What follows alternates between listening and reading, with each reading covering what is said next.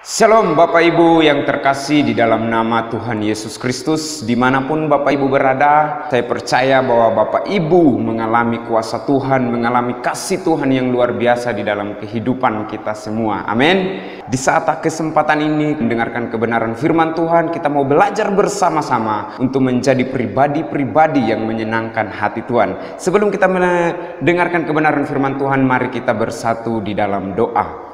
Bapa di dalam surga, kami kembali mengucap syukur untuk kesempatan hari ini kami boleh mendengarkan kebenaran firman-Mu. Kiranya Roh Kudus-Mu yang akan memberi pengetahuan, memberikan kami pemahaman untuk mengerti kebenaran firman-Mu, agar kami boleh benar-benar sungguh-sungguh datang kepada Engkau dan belajar untuk menyenangkan hati-Mu. Terpujilah nama Tuhan, kami siap mendengarkan kebenaran firman-Mu di dalam nama Yesus. Haleluya.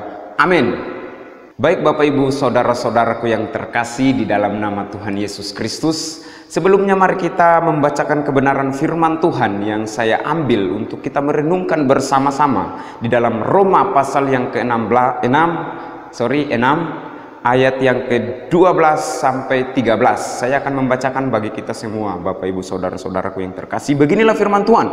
Sebab itu hendaklah dosa jangan berkuasa lagi di dalam tubuhmu yang fana, supaya kamu jangan lagi menuruti keinginannya. Ayat yang ke-13. Dan janganlah kamu menyerahkan anggota-anggota tubuhmu kepada dosa untuk dipakai sebagai senjata kelaliman, tetapi serahkanlah dirimu kepada Allah sebagai orang-orang yang dahulu mati tetapi yang sekarang hidup, dan serahkanlah anggota-anggota tubuhmu kepada Allah untuk menjadi senjata-senjata kebenaran.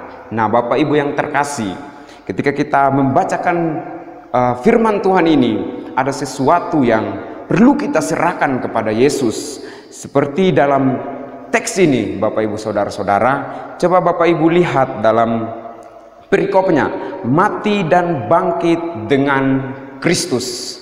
Itu yang kita percaya, bahwa kita telah mati bersama-sama dengan Kristus dan kita telah dibangkitkan bersama-sama dengan Kristus, sehingga kita memiliki hidup yang baru. Nah Bapak Ibu saudara-saudaraku yang terkasih, setiap hari kita dikendalikan oleh sesuatu.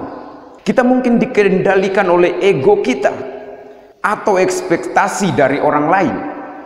Kita mungkin dikendalikan dengan rasa takut, rasa bersalah, kebencian atau kepahitan. Kita mungkin dikendalikan oleh obat-obatan tertentu atau sebuah kebiasaan.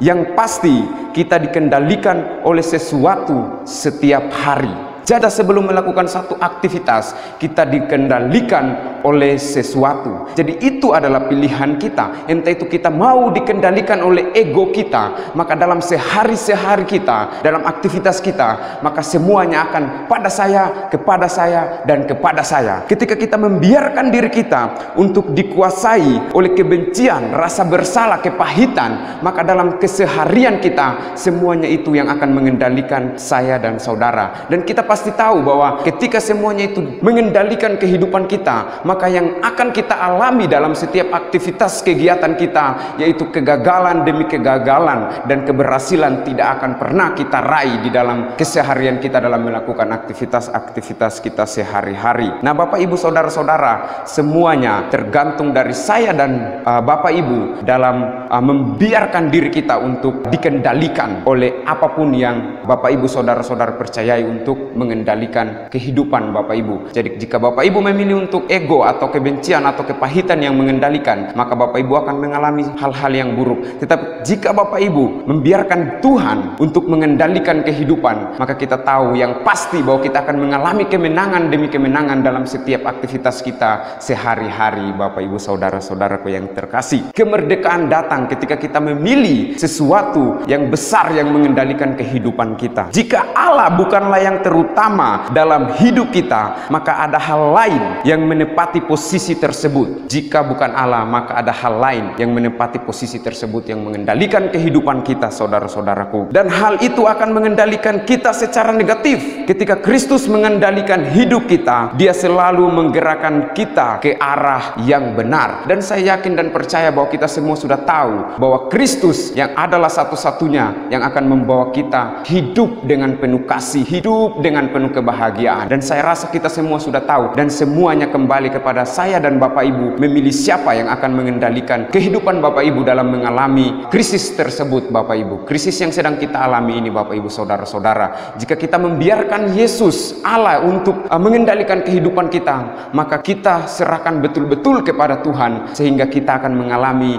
kebahagiaan, sukacita dalam keadaan apapun, entah itu susah maupun senang. Amin. Ya, puji nama Tuhan Bapak Ibu saudara-saudaraku yang terkasih. Lalu bagaimana cara supaya kita memberikan hidup kita kepada Yesus untuk mengendalikan hidup kita dalam keseharian Bapak Ibu saudara-saudara? Ada beberapa hal yang saya mau bagikan kepada kita untuk belajar bersama-sama. Apa saja langkah-langkah dalam pilihan untuk mengizinkan Kristus memegang kendali atas hidup kita? Yang pertama, mengakui bahwa kita telah berusaha untuk memerankan Allah di dalam kehidupan kita. Seberapa besar Bapak, Ibu, dan saya telah menyerahkan peran seutuhnya dalam kehidupan kita kepada Allah. Marilah kita bersama-sama sungguh-sungguh menyerahkan 100% hidup kita untuk Allah yang berperan aktif. Bukan berarti kita tetap diam saja Bapak Ibu ya.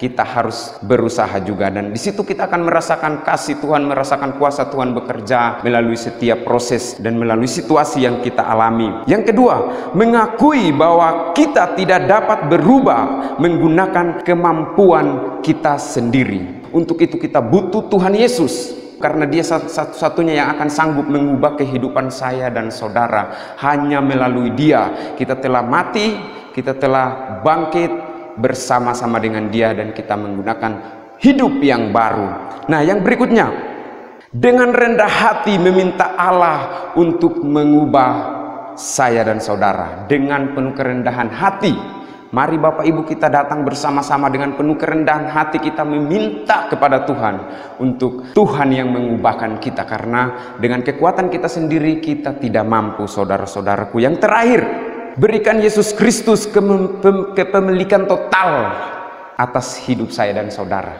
Berikan Kristus untuk memiliki kehidupan kita secara total, agar dalam keseharian, aktivitas kita, pekerjaan kita, kita mengalami kemerdekaan, kebebasan, keberhasilan, dan semuanya hanya untuk kemuliaan Tuhan. Nah Bapak Ibu saudara-saudara, apakah saya dan Bapak Ibu mau sungguh-sungguh untuk berubah? Kita mungkin berkata, ya aku sungguh-sungguh akan mau berubah. Mungkin kita berkata, aku sungguh lelah mencoba dan terus mencoba, namun selalu gagal. Kenapa kita sering mendapatkan kegagalan? Karena kita hanya mencoba dengan kekuatan kita sendiri. Tetapi mulailah sekarang bahwa saudara mencobanya dengan mempercayai bahwa Tuhan sanggup untuk mengubah saya dan saudara. Nah Bapak Ibu saudara-saudara, Allah memberikan kita pilihan untuk bergantung kepadanya atau bergantung pada diri kita sendiri. Hasil dari kedua pilihan itu adalah kemerdekaan atau rasa frustasi yang akan kita alami. Mengapa tidak menyerahkan segalanya kepada Kristus? Tidak ada salahnya bukan? Kalau kita menyerahkan seluruh kehidupan kita seutuhnya, kehidupan kita kepada Kristus, tidak ada salahnya. Dan akan kita mengalami hal-hal yang luar biasa bersama-sama dengan Kristus. Nah, demikianlah renungan yang saya bawakan di hari ini, kiranya dapat memberkati Bapak Ibu dan saudara-saudara dimanapun Bapak Ibu dan saudara-saudara berada, bahwa keseharian kita dikendalikan oleh segala sesuatu. Jika kalau bukan Kristus, maka ada hal lain yang mengendalikan kita. Jadi mari kita serahkan kehidupan kita. Ketika bangun pagi, serahkanlah seutuhnya kehidupanmu kepada Kristus sebelum engkau memulai aktivitasmu. Terima kasih, Tuhan Yesus memberkati. Shalom.